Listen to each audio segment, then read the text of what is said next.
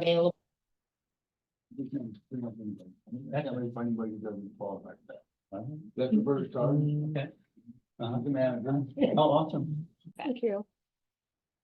Good It's morning, my, folks. It son is had Tuesday, Training and Tactics, and I'm Melissa Schwartz, the managing broker of the Paradise Valley office. Today, we are going to talk about the Breeze program that is out there to try and help you guys. So I'm going to share my screen. Hopefully, I'm going to get the right one open here. Hopefully. Oops, there we go. So it is lovely May 7th. So we're going to start with a little screen time here with my, yes, I could make the slideshow actually. If no one's come on? Hmm? No one's come on? No, because I think Kevin was on there, but I can't see both, unfortunately, while I'm on here.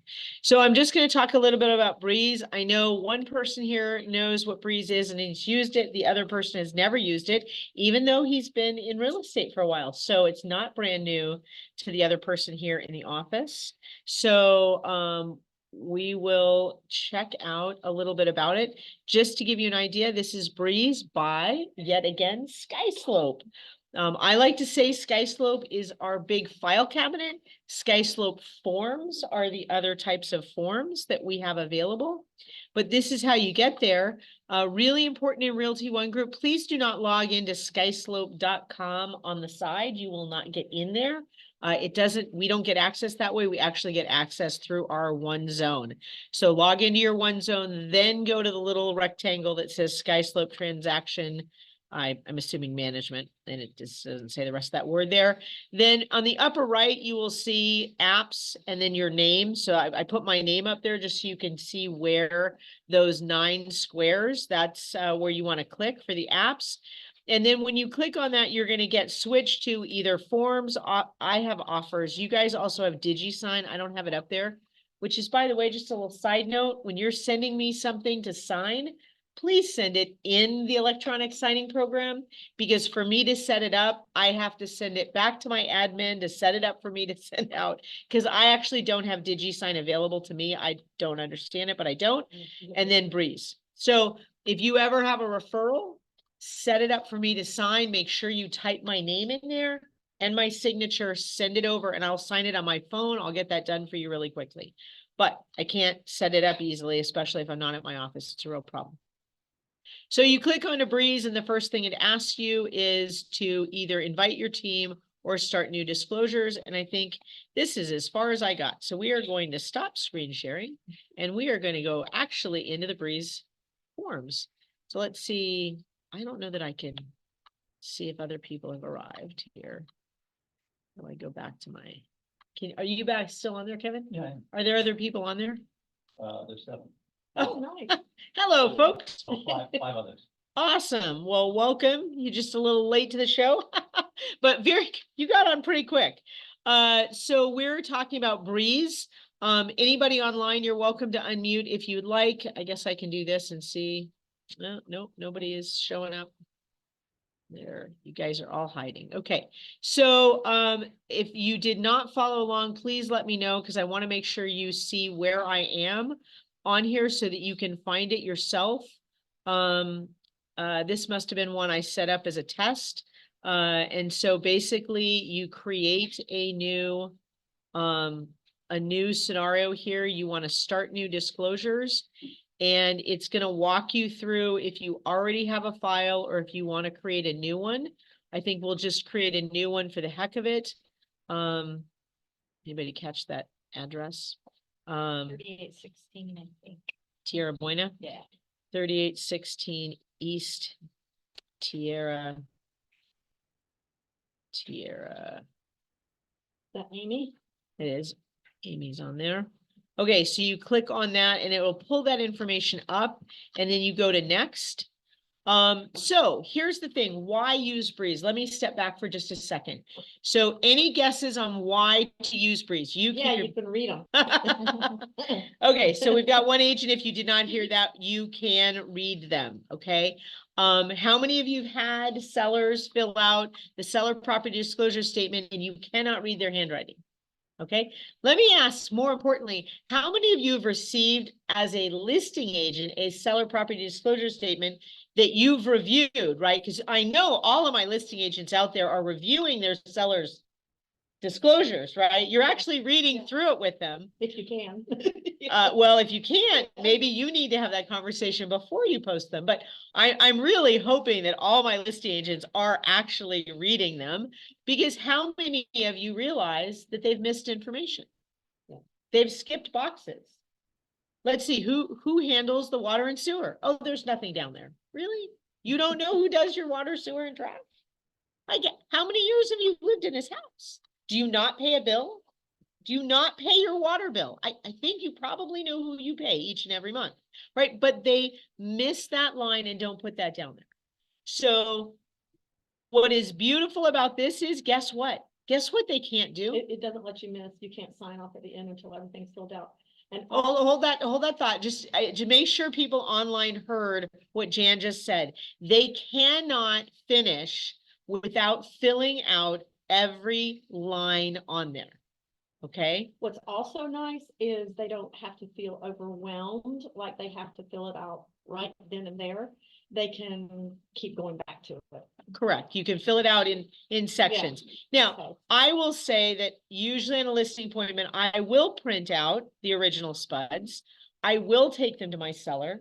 I will ask them to use this as a template to prepare the information to be able to fill it out online to help them, because often they have to go look up information and they have to go to their file cabinet to find, when did they add that kitchen? When did they put the carpeting in? When did they last have a termite company come out? Those things are all on there. And to me, it's easier to give them that written seller property disclosure so they can look through that. We're talking about the seller property disclosure, but if you look at this, there are a lot of different things on here that are already filled out. And one of the other forms, I don't know why my screen is not, let me do this. No, my screen is not showing the whole page. That's kind of interesting. Let's do that. So seller property disclosure is the number one that I recommend you have your sellers use this. But if you notice, we'll come back to this. There's a notice disclosure here. The HOA condominium planned community addendum is here, and the lead-based paint. How many of you knew that there was a different lead-based paint for rentals versus sales? Right? So landlords that have a rental property should be filling out the rental version. Why? Does anybody know why? What do you think? Who do you think is going to be on the landlord version of a lead-based paint? Is it going to say seller or is it going to say landlord? well, if it's for the landlord. Landlord.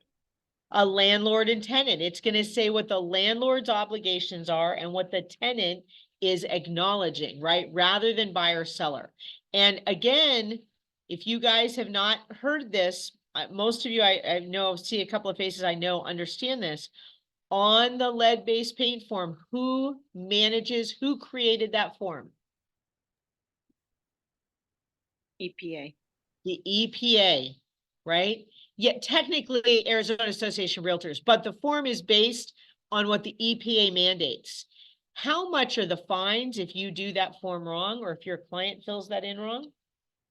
Too much. Just too much. Like $10,000 Thousands. per error. Okay. So please, please, on a rental property, do you really want something that could cost you $30,000 on a rental property? Are you making that on a rental these days? So please take Absolutely that not. seriously and make sure you're filling those in correctly. Hey, Mark, welcome aboard. All right. So I'm going to click a couple of, one of the other ones I really do think that you should use is the HOA community planned addendum. And I'm going to try to see if I can send these to myself, because I want to show you what they're going to look like. So I'm just going to say test. Look, I get to be Test Schwartz. How's that? Let's see if I can do this at my office email. Of course, I can't see it. So let's see. Ooh, spell this right. I want you to see what this looks like, because I think that that's, whoops. Okay, so we're gonna hit next. And then what it does is it creates, it's a little letter, right? Hello, Melissa, hello, test, right? And it's coming from me, but it creates this whole letter to explain, you know, there's things that you're supposed to communicate. These are all things that are disclosures. If you noticed all those on that list. So click next on that. And then it shows you what is being sent out, and it's going to send that over. Okay. Now I am not set up on my email on this, but we will set that up in just a second. Now, this is my version as the, oh, did it come through to me? Oh, that's interesting. No, it says awaiting response, right? So not started yet. So let me see if I can go in. Okay. There we go. Go away. Okay. So let's see if I can go into my Gmail. Nope, wrong place. It's not what I wanted.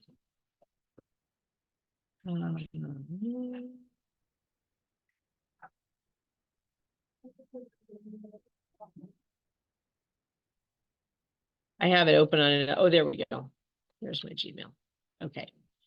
So let's see if this popped in here. Please excuse the rest of my inbox. I don't usually open that on here. Okay, so oops, that's the sent version. We want the other one.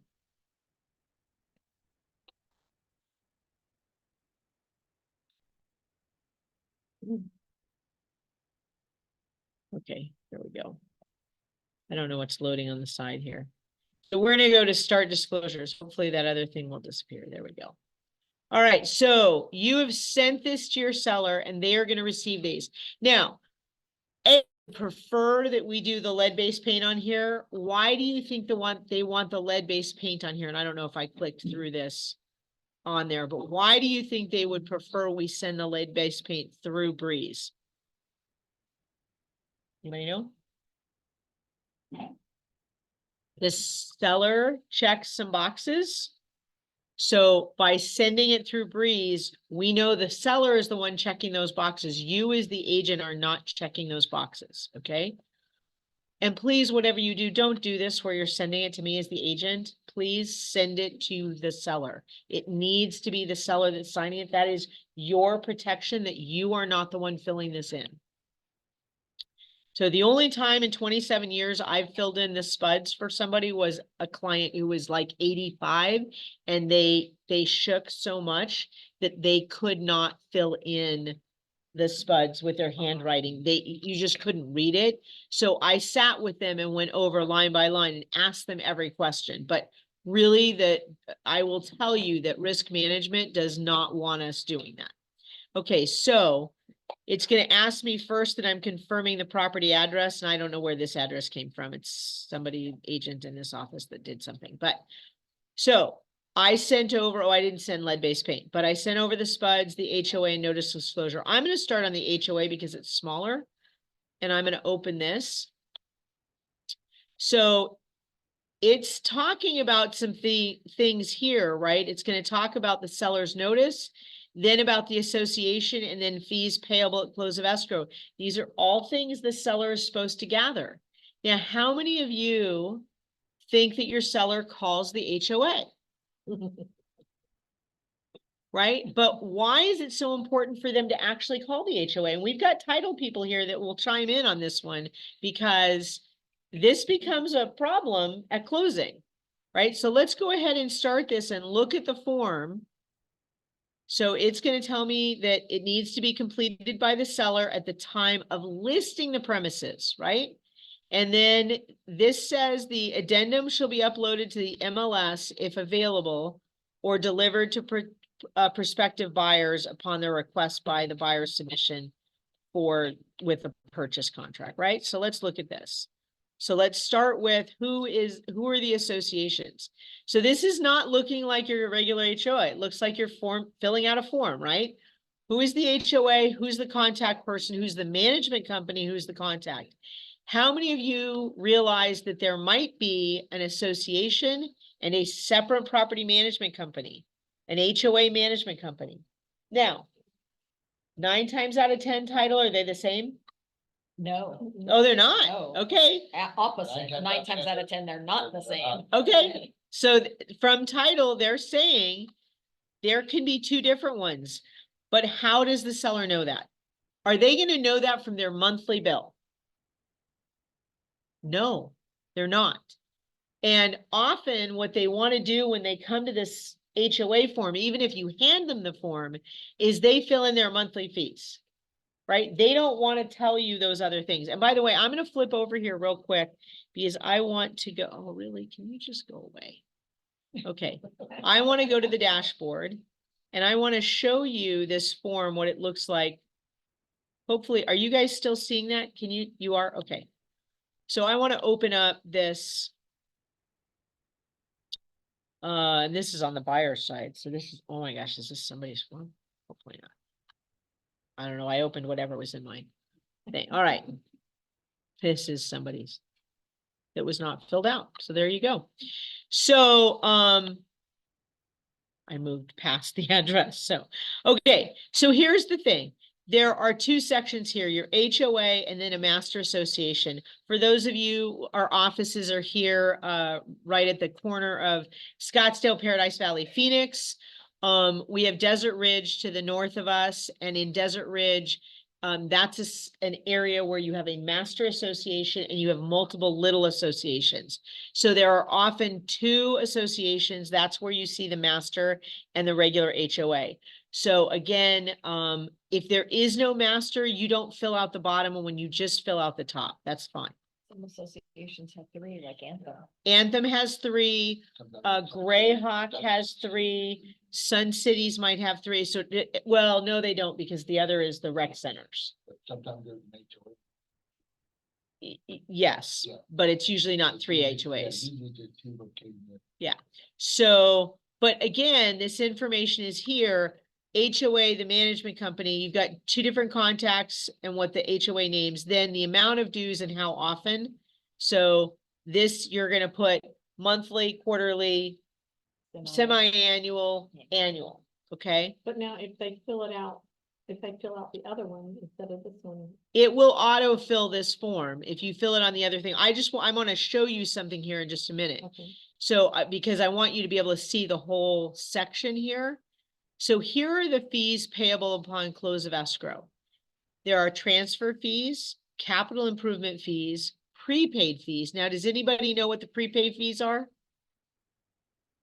What is the buyer paying with a prepaid fee? Usually it's 2 months of HOA.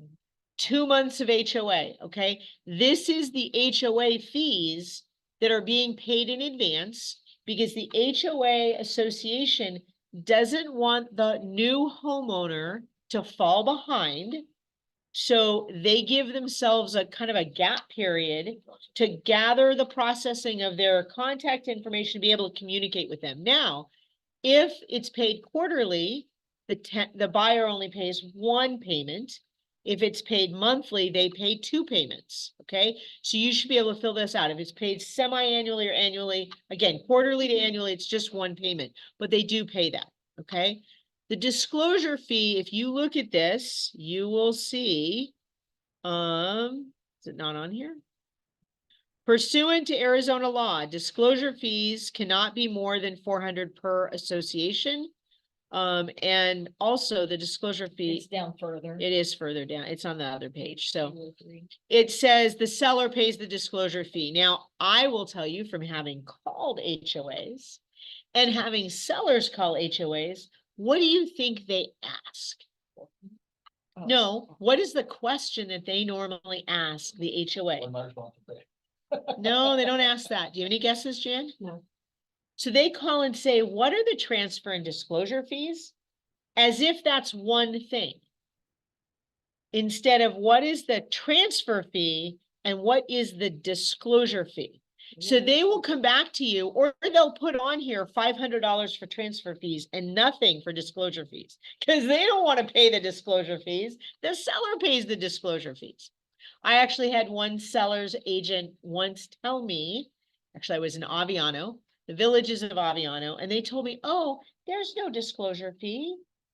I called, it's, it's $500 and that's the transfer fee. Like, no, that's a combination of the transfer and disclosure. Oh, no, I talked to the title company. They put it all on the transfer fee. Like, so your title company violates state statute? Are you sure about that? Oh, yeah, they take care of me. I'm like, I have an issue with that because your seller needs to pay that fee. Oh, no, they're fine. Really? I think I'm gonna have a conversation with that title company. Because guess what? They're violating Arizona revised statute that say the seller is paying that. But when your client calls and says, what's the transfer and disclosure fee, and tells you it's $500 transfer fee, okay, I'll put that in there. Is that legal? No. No, it's not. What do you guys do at title? Do you have to re-verify all those fees? The HOA breaks it down when they send us a statement. It says Oh. transfer fee, resale disclosure fee. Yeah. Yeah, so guess what? That's gonna change. And what happens if on page 3, the buyer has said, I'm gonna cross over that. So the buyer has said, the seller or the buyer pays the transfer fee, and then it was $500 on page 1, but in reality, it's not a transfer fee, right? So it's gonna end up on the seller side of it. Buyer's not gonna pay that. But so let's talk about this line 75, hopefully you guys can see that. I'll move my little face out of the way. Line 75, any additional fees not disclosed on page 1, not disclosed on page 1, and payable upon close of escrow shall be paid by buyer, seller, or other. If the buyer has said seller, and by the way, buyer's agents, what are you checking? What are you talking to the buyer about on checking there? Seller. Because if the seller didn't fill out page 1, who should be responsible for paying those fees? The seller. 9 times out of 10, that line 75 we never do it. They don't even check the box, right? So I did have an agent call me in a panic. There were cap improvement fees. Guess what was not disclosed on page 1? Cap improvement fees. And the agent's like, what do I do? What do I do? I said, well, did your seller fill out page 1? Well, yeah. I said, well, did the seller sign page 3? Well, yeah. So what does line 75 say? Seller pays. I'm like, well, I think you need to have a conversation with your seller because your seller now owes those cap improvement fees, but they don't want to pay them. Like, well, then they should have read the paperwork and they should have called on their thing. They're the ones that filled it out. Now, what happens if the agent filled that out? Seller's gonna have Right. agent. Seller's going to have a conversation with the agent. Guess who's paying that cap improvement fee? The agent is. So again, who should fill out page 1? The seller should. So let's go back to these Breeze disclosures. Whoops, somebody's saying something? Go ahead. Tony. So this is really confusing because yes, I agree that seller should fill out page 1. However, we're right back to where it comes to, they're like filling only what they possibly know, because you're right, they don't call. That's why usually we, as their agent, calls to find out ahead of time so we know. But they're not going to call us, or they're not going to know what the management company is, and this is not going to be filled out properly. I can guarantee it after doing this for this many years. Well, I'll tell you what, Joni. Have you had the conversation about what line 75 says to the seller? Because I can guarantee you, if you tell the seller on line 75, if they fail to fill out page 1 first, it is going to hit their pocketbook. Yes, I can, I agree with you on that. That's not the issue. What I'm saying is the concern I have is now all of a sudden we're supposed to be like sending this off in Breeze. yeah. Well, there's a lot of us that don't do that, Melissa. And that's why I'm watching this right now, because of the bottom line is that HOAs, sellers do not have, you even brought it up yourself in the very beginning, that how many of your clients do you think are calling the HOA? No, they're not. So they rely on our guidance not that we are going to fill it out, but our guidance, but this would be the first time that I would send it over to somebody because honestly, this Breeze thing is somewhat new to me, somewhat new, but the Sure. bottom line is that I usually call my sellers, ask them what they do know. They don't really know. They're at work. They say, can you call for us? Yes, I can. I call because I know I'm going to get all the information. Now, when I do that, are you, the managing brokers expecting us then to send them an email with the information that we actually got from the HOA? Because we No. know what questions to ask. They do not. And this form is not going to be filled out properly if we leave it to them. So from a risk management perspective, Joni, I know this hurts you, but if you want to send them the questions to ask, send them the questions to ask. Okay. Personally, I would take the form over when you meet with them and I would highlight transfer, cap improvement, disclosure, and say you need to ask, and then other, you need to ask those 4 questions. What is the transfer fee? What is the cap improvement fee? What is the disclosure fee? And those are the questions you need to ask. And again, the problem is from a risk management perspective, you as the agent, if you want to take on that risk, you need to understand that if it is not filled out correctly, you are going to be the one that's going to foot the bill. And I can bet you title companies are seeing that. Since you threw it to me, I'm curious to know if the HOAs even share it with the agents, because they won't share it with us until we order a statement. So are they cooperative with agents? Sometimes, versus seller? so It's sometimes all the time. I can call in. If they don't take the call right then, I leave a very specific message. They call me back. I'm very pleasant with them. Sometimes the HOAs, there's been a couple that are not good, and I agree with it that they're ridiculous. So But the best are the ones that have a website that, or send you, if you send in an email, they will send you the breakdown. And I would forward that to the seller and let them fill this out. Because here's the thing, this is where they talk to you about saying, be the source of the source. Don't be the source. Be the one directing them to where to go, right? Be the source of the source, not the actual where you get the answers. So I have a question. Yep. Because Art said that a lot of times, was it 72 or 75, doesn't even get addressed. So if that Correct. doesn't even get filled out, then So I'm going to turn this to Art. So Art, what happens if line 75 is not addressed and there is an error on page 1? You have to go back to the listing agent and clarify what the actual agreement and who's paying the additional fee. Because we have additional fee, we'll send a copy of the demand to the agent, showing these are the fees. These are fees that were not addressed in the HOA addendum. Who's paying? So my comment to that would be is, who do you think is going to end up if there's an error on that paperwork that you're responsible for? Who do you think is going to end up having a commissionectomy? Oh, wait, did I say that?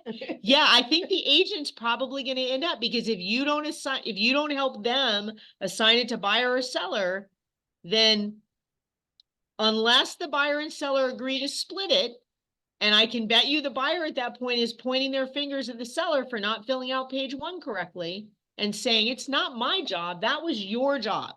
You had one job on this form, seller, and it was to fill out page 1. You didn't do it. and is the proper answer on 75 always the seller? No. No, it could be. No. Okay. First of all, if you know the association and you know there's no cap improvement fee, or you know there's no transfer fee, it probably doesn't even matter. But the problem, like I said, I just got a call. It was 2 weeks ago. Oh my gosh, what's going to happen? There's a cap improvement fee. We didn't know that. Well, your seller knew it at some point. They bought in there. There was a cap improvement fee most likely when they bought. Oh, I forgot about it.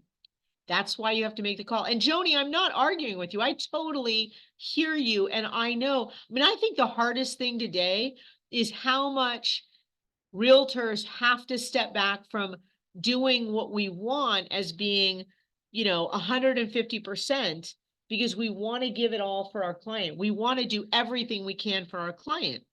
And for some of us that have been doing this a long time, that's what we're used to doing. We're used to doing everything for our client. And I think it's harder and harder as these new forms are come around. That's why AAR is working to create these forms to try and protect our agents. Because if the seller fills this out, as happened with that other agent, I mean, the agent thought they were eating $1,500, right? And I don't know about you, but $1,500 is a lot out of a commission right now. So they were very worried. I mean, they were upset for their seller as well, but they were worried they'd done something wrong. And I was like, well, your seller filled out the form. Good. Oh, the seller missed that. That's not good. But guess what? The seller's responsible for it. Sorry. And they can be all as pissed as they want. They're the ones that signed all the stuff. That's their job. So I'm just going to say test HOA just so I can get through this.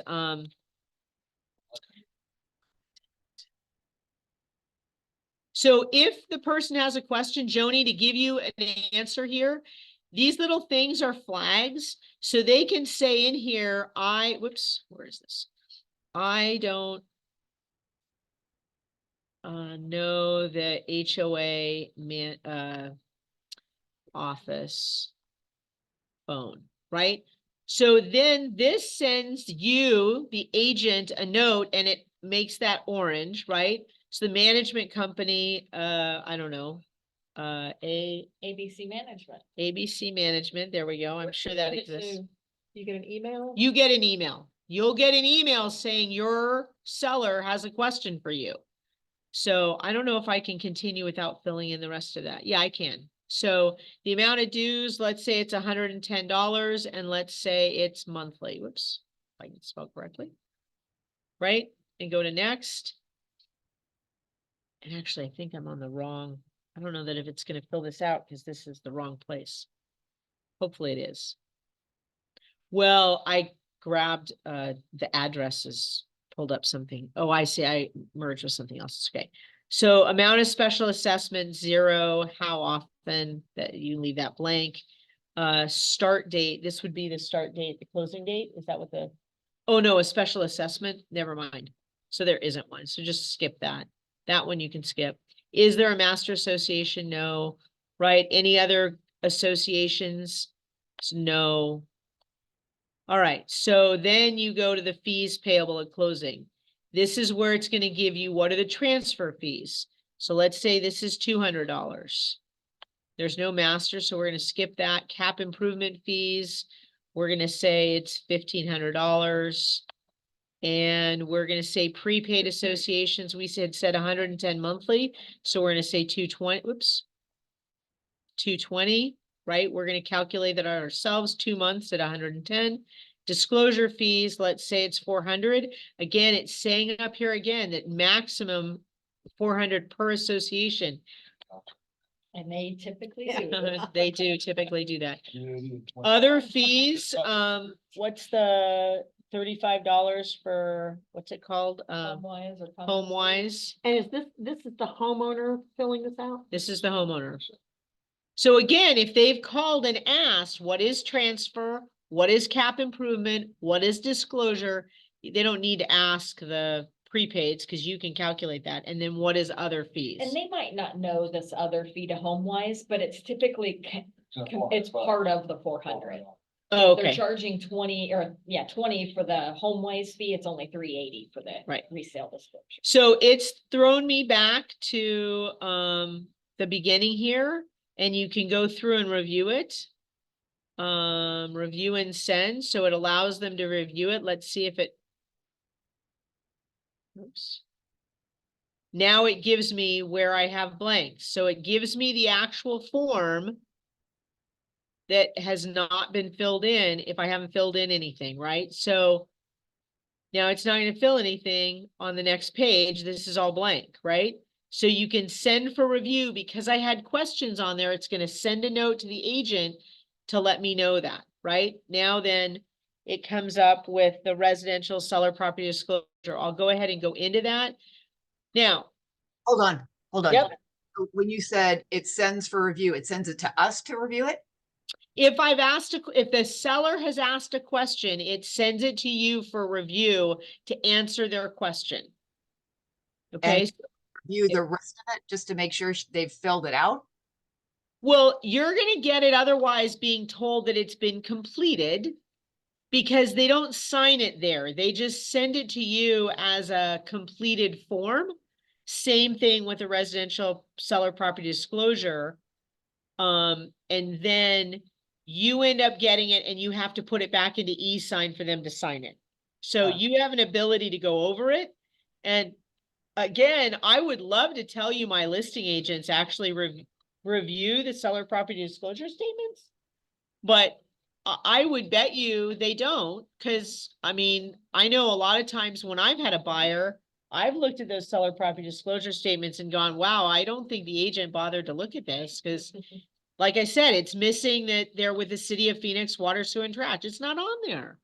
Like, that's not hard to catch as a listing agent going, hey, I think you missed a line. But the biggest thing is they skip a whole bunch of stuff. So a lot of people don't want to bother reading it. But isn't it part of our job as a listing agent to review those spuds before they go out? It is. Why is it that we're not, this is a very good opportunity, in my opinion, of all these other changes. Why isn't Breeze then, these forms on Breeze, required by us to send them to the seller? Because this has never been the case. We literally have always either printed them off, gone through all the questions with them on the spuds or what have you, and had them, if I've got the information and said, this is what the HOA has told me over the phone, and then they're like, yeah, that's what we have in writing or from them or whatever, Sure. they sign it then. So my question is, if this, you're bringing up a very good point, and I'm not really sure why it's not been put out there then, that these forms should go through Breeze, because then the onus goes back onto the seller, and it's not us saying, we need you to fill these out because I thought you guys filled them out and we just signed them. So Right. I don't fill out the spuds ever. I Right. make them fill it out and Right. then I have them sign it. Right. Well, you have a good point. And I do believe, Joni, that when it first came out, they only had the seller property disclosures. They've been adding other forms to it over the last year. And I believe that the idea is to help educate agents to know that the tool is there. But they're still adding forms here. And I'm going to show you another one here in just a minute, but I would love for everybody to use Breeze. I've brought it up in office meetings before, and people have said, well, I want to give them the paper form. My clients prefer the paper form. I mean, it's funny because for a long time, everybody's like, why can't we do that online? Well, we all know the reason they wouldn't allow us to have it online is because the agents were filling them out, right? The agents were like, if I can get this online, I can help my seller and fill out in advance. Well, it's not for the agents to do. So they took them a long time to get a program that keeps the agent from touching it, right? It really makes sure that the agent's not filling this out. Now, can you cheat the system? Sure you can. Have some other email address that you set up that it goes to. You can cheat the system if you want to. But let me tell you, if it comes back and there's an issue, again, risk management, is that advisable to do? No, it's not. So the beauty of this, and I've said this for at least 7 months, is that they have to fill in every line. I just had a buyer's agent call me and say, I don't understand. They're telling me that they refuse to fill out the spuds. I said, are they legally allowed to do that? And I laughed. Well, I mean, they're not advised to. It's not against the law, but it certainly does not support them and help protect them as a seller, right? If the seller doesn't fill out the spuds and the seller doesn't allow the buyer to do an inspection, the seller is shooting themselves in the foot. But you and I can both figure out why they don't want to do that, because they do know the work that was done. And they do know it was done by a handyman and not a contractor. And they don't want to fill out the spuds where it says anything over $1,000, you have to have a contractor on here. And by the way, you just remodeled this house for $20,000, but funny thing, you had no contractors? How is that possible? It's not. So they don't want to fill out the spuds, right? But it's amazing how many times I have people say, well, the seller doesn't know the answer. Well, let's see, what is the question on the seller property disclosure statement? What are the questions, right? Ultimately, the questions are, do you know, right? If we go to this, it's going to say, it says, when in doubt, disclose, right? So, and it gives you all your prerequisites and stuff like that. But let's just go in here. I'm just going to try to get to one, right? No, all known material information assist you in making these disclosures, right? So here we go. Complete the form yourself, answer all questions truthfully and as fully as possible. Attach supporting documentation. Again, beautiful, right? They have a home warranty. Guess what? They uploaded into this. It's all attached. Yeah, your seller property disclosures may now be 15 or 20 pages long, but everything is right there. You're not trying to grab 6 different forms because it's all right here. Okay. But let's see if it gets me to this. So sorry, keep going. Here we go. All right. So ownership, who owns the property? Means the property, fixtures, improvements, and thereon and appurtenances incidental thereto, okay?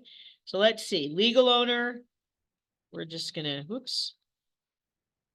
No. We're gonna say here, look, 5, 3, 20, 12, okay? All right. Any leased land? No. But I'm trying to get to one of these questions so you can see that, you know, are you aware? Are you aware if the property is located in an unincorporated area of the county? It is amazing that on the regular seller property disclosures, how many times these questions are left blank. Let me ask somebody here. Roberta, are you aware that your property is in an unincorporated area of the county? Yes or no? No. Gosh. I am aware that it's not. Okay, you're aware of it's not, but guess what? If you're not aware of it, what's the answer? No. No. It's amazing how many of these questions, the answer is, are you aware? And the seller says, well, I don't know. How come that isn't designed that have a yes, no answer before you go to the next field? Yeah, it should be so that they can't move forward. Well, it will flag it if you don't do it. So it will flag it for the agent that it's not filled out and it won't be able to be completed. Through the system. But Through when they're this doing it on system. paper, you have. Through Breeze, yes. So check all that apply, right? Is it an estate? Is it vacant? Is it rented? Is it owner occupied or other? You can check multiple ones, right? It says check all of these, right? But a lot of these, when we get down, are you aware of regulations surrounding length of time for rentals? Why is this important? Short-term rentals. Are you aware? If the seller says they're not aware, if they don't know, the answer is no, right? It's so funny because on our seller property disclosure, how many of those have you received? And these lines are left blank. Well, the answer is either yes or no. It should not be skipped. Probably no.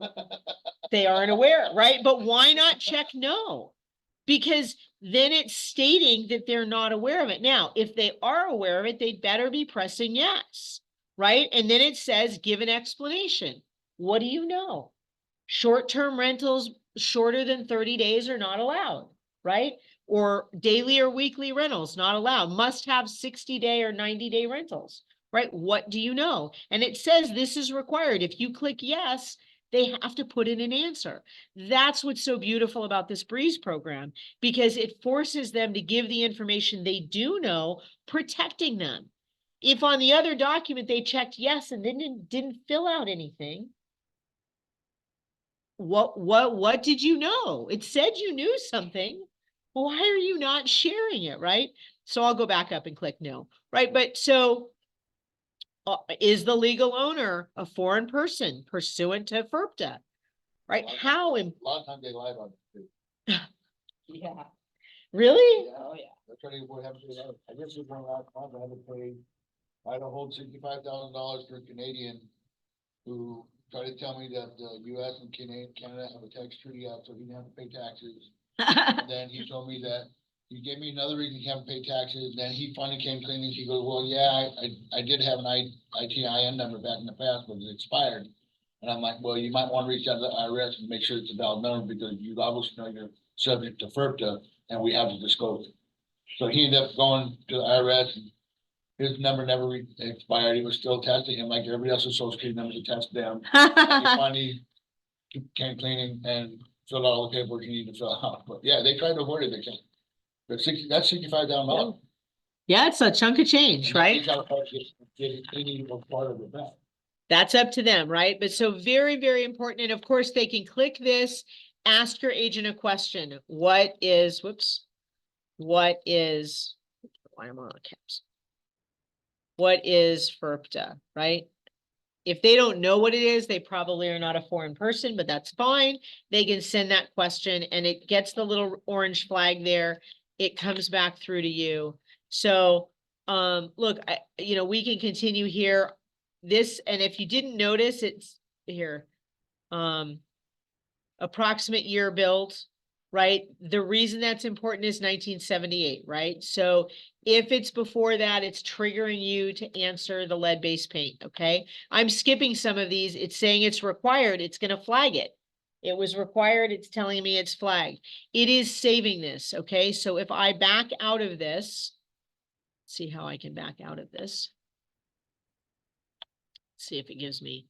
So it will set up to send me an email if I'm like, wait, I'm running into a thing. It's probably setting it up to do that. That's funny. So I don't know if there's a way that I can just back out. I'm trying to figure this one out. So I want to go back up to the top. I don't know. Whoops. Wow, that took a long time to set up that email. Okay. I really, really want to go to the other thing. There we go. Go back to home. Now, does anybody see what the other document that I put down here? I said there were going to be some miscellaneous forms. What is a notice and disclosure form? Does anybody know? Does anybody know what the notice? I honestly did not know this form existed until like this last year. I don't even know how old it is. We can look at it, but it's older than that. Does anybody know what a notice and disclosure form? Does title, have you guys ever seen the notice and disclosure form? Can you think of when you might have seen it? I know I've seen one. I can't remember the circumstances that led to it. Okay. So how many of you know that the new seller property disclosure form that we have, not Breeze, but the regular form, does not have an update section where you can initial that there's been updates? So that's not the SPUD, that's. No, notice and disclosure is, oh, hold on here. Let me do it this way. Let me go here in my, let me just go to sample forms. I have a sample forms section here so I can get to my sample docs really quickly here. So in sample forms, I should have a notice disclosure here someplace. I should, if not, we'll open one up. Maybe not. Not a lot of forms you guys ask about. There it is. Okay. So this form is a pretty blank form. And here's the thing. Can be used in all sorts of cases. These are just junk names, right? So you have who's originating it, buyer or seller, the contract date, seller and buyer's name, and the property address. And then undersigned party. How many? Oh, I can't do that. I wish I could highlight that. How many people is a party? It could be one. One. It's a notice. It's a singular party sending over a notice. Going to update the seller property disclosure statement. What does that trigger in our contract? If the seller is changing something after day 3, when they've delivered the seller property disclosure statement, let's say the water heater broke. It's like for things that are broken or whatever. You'd have to read it. They're updating it. What does that trigger in our contract processing? No. So you represent the seller. Your seller has to disclose that the water heater broke and they've had it fixed. They send that over on day 8. What does that trigger for the buyer? The buyer can, back out of the deal. The buyer can cancel within how many days of receipt of that document? What is that, 3, it's 5? It's 5 days, right? They got rid of people putting a little initial on the back of a 6-page disclosure that doesn't tell you what was changed on the 6 pages, just had a little initial that something was changed, okay? You got to find it. You got to know what you're looking for, right? So there is no, you cannot update the spuds and just resend them. You do a notice disclosure. Hey, folks, the water heater broke. Here's what's happened. That there's no response from the other side. There's no addendum acknowledging it. But The 4 days later, they could say, you know what? 5 days later, Yeah, but they can cancel. within that 5 Day days. 0 is the day of delivery. So 5 days later, they can cancel. Okay. But you need to know that exists. Yeah. Okay. When else could you use the notice and disclosure? It seems like when I got it, it was a notice to the seller that the buyer didn't qualify. I Mhm. don't know if it was the proper form, but that's how There's actually a loan, declined. that we actually have an AAR form and we have to get the lender's, So it's not this decline form. letter. It's not this form. There is another form for that. And this is only provided by the seller. No, No, either party. either party. Yeah. So when might a buyer use this form?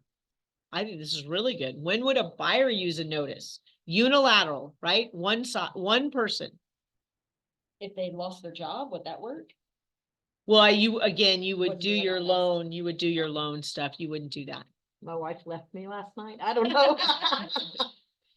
Not pertinent to the contract. As long as they qualify, it doesn't matter.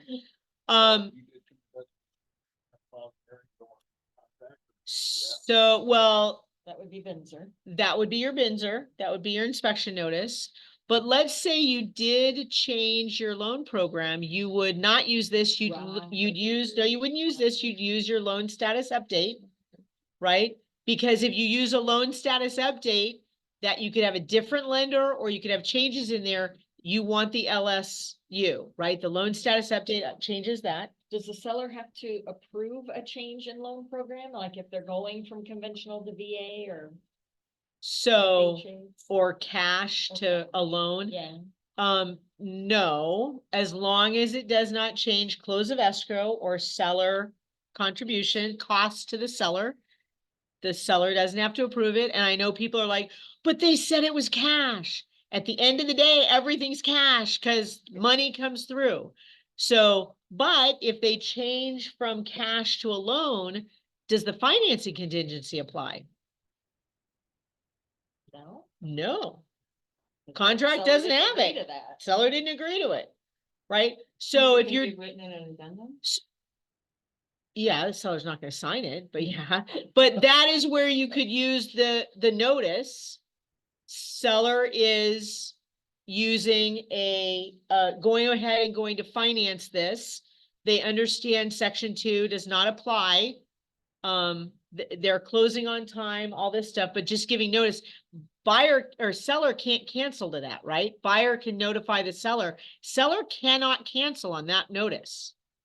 All they can do is go, okay, you better close on time, right? I'm gonna come after you. And they don't have, there's no agreement to an appraisal, no financing contingency. So there are a couple of different places you could use this. Anybody else have some ideas? Where could a buyer use this notice disclosure? I'm thinking of something else, not buyer, but if Okay. or either party, I guess, if one party cured, the cure notice expired, would they use this to say we're going ahead and canceling? Yes. So that is a prime example. So if you've issued a cure notice, right, you do a cure notice and say, one party has not done something, they have 3 days, you didn't close of escrow, you didn't close on Tuesday, I'm issuing the cure notice on Wednesday, you have 3 days to cure this. At the end of the 3 days, does it automatically cancel? No, it says, title says, what did you say, Roberta? No. Just because you issue a cure notice does not mean any action happens after the 3 days. It just gives the party that issued the cure notice the right to cancel after the 3 days if it's not cured, okay? So yes, you would use the notice disclosure because it's one-sided.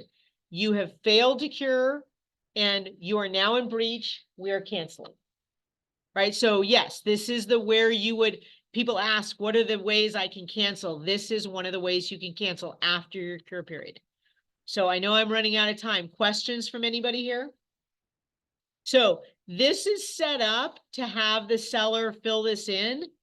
Not really excited about that. I really don't want sellers writing this information out, but it is there. If your seller demands that they want to issue a notice, send it to them and let them fill it out. I mean, seller wants to hang themselves. Sometimes we can't, or buyer wants to hang themselves. Sometimes we can't do that.